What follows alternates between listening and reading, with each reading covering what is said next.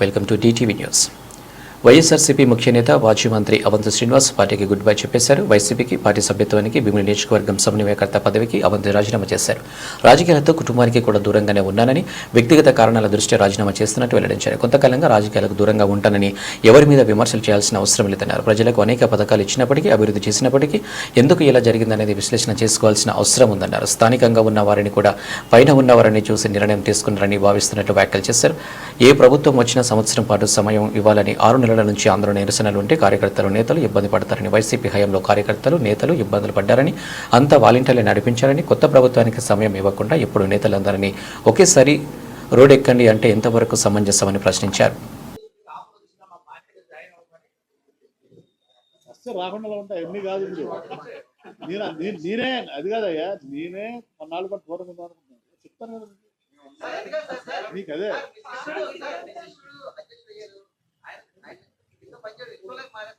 అది తప్పదు. జగన్ గారు నన్నే ప్రెసిడెంట్ ఉండమన్నారు, నేనే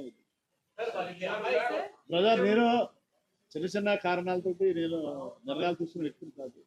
అంతా నాకు నేను అలా మారాలంటే మినిస్టర్ 2.5 years అవగానే మార్చుకున్నాను.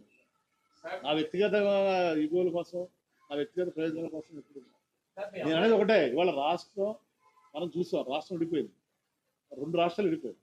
విడిపోయిన తర్వాత మన రాష్ట్రం ఎలా ఉంది, ఆంధ్రప్రదేశ్ రాష్ట్రం, పక్క రాష్ట్రం తెలంగాణ వాళ్ళు అలా బుల్లెట్లో దూసిపోతారు, మనం ఇలా ఉన్నాం. దీనికి మనం ఎవరు అనేది ప్రజలు మనం కూడా ఆలోచించాలి. ప్రతి మనిషికి ఆయన చెప్పినట్టు వ్యక్తిగత సినిమా చెప్పి ఉంటుంది ఎజెండా, కానీ వ్యక్తిగత ఎజెండా కానీ సొసైటీ ఎజెండా అనేది చాలా ఇంపార్టెంట్. సొసైటీ ముందుకెళ్తే మనం ముందుకెళ్తాం, మనం ముందుకెళ్ళిన సొసైటీ ఎలా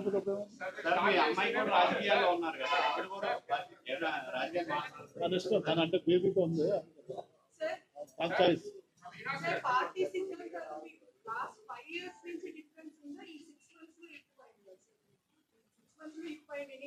Major difference that you wanted to resign from the party, or you have been disappointed from the beginning, sir? Actually, madam, shall I speak in English? ప్రజలు ఇక్కడ సిద్ధాంతాల గురించి కాదు, ప్రజలు ఏం ఆదరిస్తున్నారంటే ప్రజలు ఒక నమ్మకం, విశ్వాసంతో ఒక నాయకత్వాన్ని ఎన్నుకుంటారు. ఎన్నుకున్నప్పుడు ప్రజల ఆకాంక్షలకు అనుగుణంగా పనిచేయాల్సిన బాధ్యత ప్రతి పార్టీ మీద, ప్రతి నాయకుడి మీద ఉంటుంది. ఆ ఆకాంక్షల్ని నెరవేర్చడం విఫలమైనప్పుడు వచ్చేటువంటి ఇబ్బందులు ఇవన్నీ. సో జనరల్గా ఏంటంటే ప్రతి నాయకుడు కూడా ఎలక్ట్ అయ్యే ముందు ఎమ్మెల్యేగా కానీ, సీఎం ముఖ్యమంత్రిగా కానీ ప్రజలు యాస్పిరేషన్స్ అనుగుణంగా పనిచేస్తామని చెప్తారు, పనిచేస్తామని నమ్మిస్తారు. ఒకసారి ఆ సీట్లో కూర్చున్న తర్వాత ప్రజల ఆకాంక్షల్ని అనుగుణంగా మర్చిపోయి వాళ్ళ ఆకాంక్షలకు అనుగుణంగా పనిచేయడం మొదలుపెట్టారు.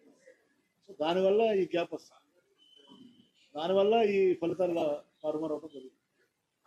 సో వచ్చిన తర్వాత అయినా, కనీసం ఫలితాలు వచ్చిన తర్వాత అయినా కూడా మనం ఒక విశ్లేషణాత్మకమైనటువంటి, విమర్శనాత్మకమైనటువంటి ఒక ఆలోచన, ఒక బ్రెయిన్ స్టోర్మింగ్ చేసుకుని ముందుకెళ్తారు. ఏ రాజకీయ పార్టీ అయినా, ఏ రాజకీయ అది జరగలేదు కాబట్టి నేను నిర్ణయం తీసుకున్నాను.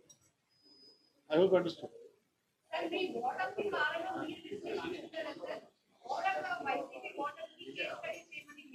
మనందరికీ తెలుసు కదమ్మా అవన్నీ, ఇంకా అన్నీ మాట్లాడుకుంటుంది.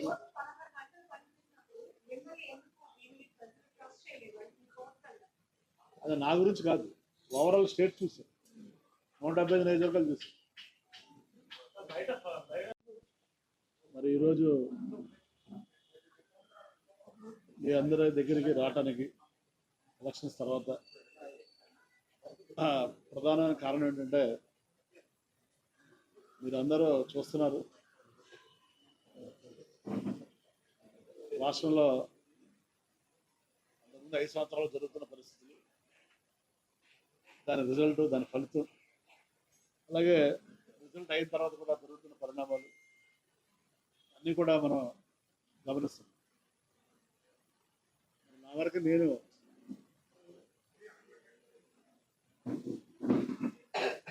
2009లో మరి పద్మభూషణ్ మెగాస్టార్ మరి చిరంజీవి గారి యొక్క ఆశీస్సుతోటి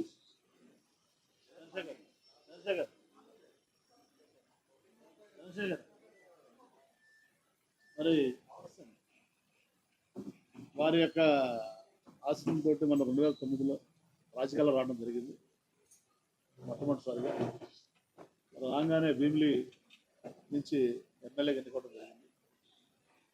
మరి దానికి ముఖ్యంగా కారకులు నాగబాబు గారికి, చిరంజీవి గారికి, పవన్ కళ్యాణ్ గారికి ధన్యవాదాలు. అలాగే మరి 2000 అప్పుడు రాష్ట్రం విడిపోయిన తర్వాత 2014లో తెలుగుదేశం పార్టీలో జాయిన్ అయ్యి మరి పార్లమెంట్ సభ్యుడిగా అనకాపల్లి నుంచి వెళ్ళే అవకాశాన్ని ఇచ్చారు చంద్రబాబు గారు, లోకేష్ గారు. వారికి కూడా ధన్యవాదాలు. అలాగే తర్వాత జరిగిన పరిణామాల్లో 2019లో మళ్ళీ భీమిలి నుంచి ఎమ్మెల్యేగా పోటీ చేసే అవకాశం, అలాగే మంత్రిగా అవకాశం జగన్మోహన్ రెడ్డి గారు కల్పించారు. మరి మొన్న కూడా పోటీ చేసే అవకాశం కల్పించారు. దానికి కూడా ధన్యవాదాలు. మరి ఎన్నేళ్ల రాజకీయ జీవితంలో నేను ఎక్కడ కూడా ఎవరి దగ్గర మరి ఒక న్యాయ పైసా లంచం తీసుకోకుండా, మరి ఎవరి దగ్గర కూడా ఎలాంటి అవినీతికి కానీ ఎలాంటి ఆరోపణలకి పాల్పడకుండా, మరి ఎలాంటి రాగద్వేషాలు కానీ, ఎలాంటి అవినీతి కానీ, బంధుప్రీతి కానీ, అశ్రిత పక్షపాతం కానీ లేకుండా నా శక్తి మేరకు భగవంతుడు నాకు ఇచ్చిన అవకాశాన్ని, ప్రజలు నాకు ఇచ్చిన అవకాశాన్ని, పార్టీలు నాకు ఇచ్చిన అవకాశాన్ని చిత్తశుద్ధితోటి, నిజాయితీతోటి నేను పనిచేసి నా నిజాయితీని నిరూపించడం జరిగింది.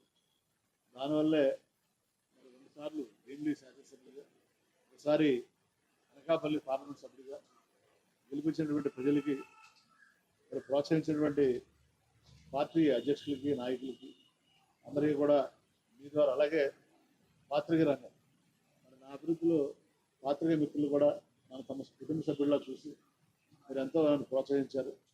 దానికి మీకు, పాత్రికేయులకి, అధికారులకి, ప్రజలకి, పార్టీ నాయకులకి పేరు పేరున, ఎందుకంటే అందరూ ఉన్నారు నా ఆశ్రయులు, అన్ని పార్టీలు కూడా, వారందరికీ కూడా పేరు పేరున హృదయపూర్వక నమస్కారాలు, ధన్యవాదాలు తెలియజేస్తున్నాను.